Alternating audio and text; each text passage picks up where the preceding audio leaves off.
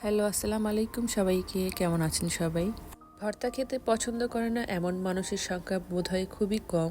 দুপুরের খাবারের আইটেমে যদি এরকম ঝাল ঝাল একটা ভর্তার আইটেম থাকে তাহলে তো খাবারটাই জমে যায়। চলুন তাহলে তৈরি করে ফেলি ভর্তা লাভারদের জন্য মুখে লেগে থাকার মতো ঝাল ঝাল লাউ পাতার ভর্তা। সত্যি কথা বলতে দুপুরের খাবারের মেনুতে যদি এরকম একটা ভর্তার আইটেম থাকে তাহলে কিন্তু আর কিছুই লাগে না।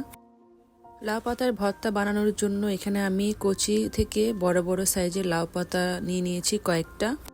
এখন এই পাতাগুলোকে সুন্দর করে পানি দিয়ে ধুয়ে ক্লিন করে নিব। তারপর এগুলোকে ছোট ছোট করে কুচি করে কেটে নিব এগুলোকে সেদ্ধ করার জন্য।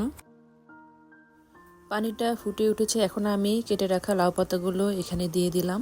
এরপর এখানে দিয়ে দিলাম কয়েকটা কাঁচামরিচ। এই কাঁচামরিচগুলো কিন্তু অনেক ঝাল, তবে ঝালের পরিমাণটা যার যার পছন্দ অনুযায়ী কমিয়ে বা বাড়িয়ে দিতে পারেন। এখন কাঁচামরিচের সাথে পাতাগুলোকে 2-1 মিনিটের মতো নেড়েচেড়ে সেদ্ধ করে নিচ্ছি। পাতাগুলো সেদ্ধ হয়ে গেছে, এবার এটাকে নামিয়ে রাখছি। এরপরে সব উপকরণগুলোকে এই প্যানের মধ্যে ঢেলে নেব। এই জন্য আমি এখানে প্রথমে সরষের তেল দিয়ে দিলাম অল্প পরিমাণে। এই সরষের তেলের মধ্যে কিন্তু আমি সবগুলো উপকরণকে ঢেলে নেব। প্রথমে লাউ পাতাগুলো দিয়ে দিচ্ছি, সাথে কাঁচামরিচ। লাউ পাতাগুলোকে আমি ঠান্ডা হওয়ার পরে হাত দিয়ে চেপে পানিগুলো যতটুকু পরিমাণে সম্ভব ফেলে দিয়েছি।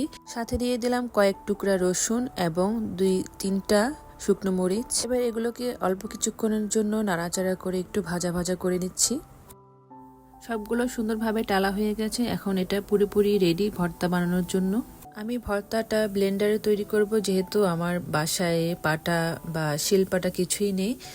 এর পরিবর্তে আমি এটা ব্লেন্ডারে করে নিচ্ছি। যাদের বাসায় শিলপাটা আছে তাদের জন্য তো আরও সহজ এই ভর্তাটা তৈরি করা। আমি প্রথমে ব্লেন্ডারের মধ্যে দিয়ে দিলাম কাঁচা পেঁয়াজ। কাঁচা পেঁয়াজটা দেওয়ার কারণ হচ্ছে পেঁয়াজটা যদি আমি একটু টেলে নিতাম, এর চাইতে ডালার চাইতে আপনার কাঁচা পেঁয়াজটা দিয়ে এর স্বাদটা কিন্তু বেশি ভালো হয় ভর্তার।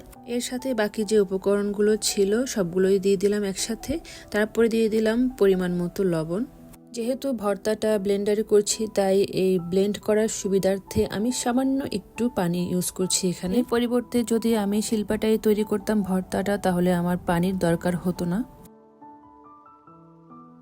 আর এই তো তৈরি হয়ে গেল মুখে লেগে থাকার মতো লাউ পাতার ঝাল ভর্তা। ভর্তা লাভারদের যদি আজকের ভিডিওটা ভালো লাগে তাহলে অবশ্যই জানাতে ভুলবেন না। আর সবাই ভালো থাকবেন। আল্লাহ হাফেজ।